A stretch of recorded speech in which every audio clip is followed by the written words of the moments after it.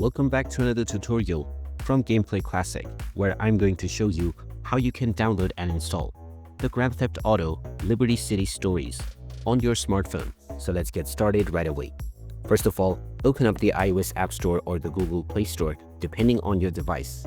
Once you open it up, just tap on the search box and type in GTA Liberty City Stories and start your search.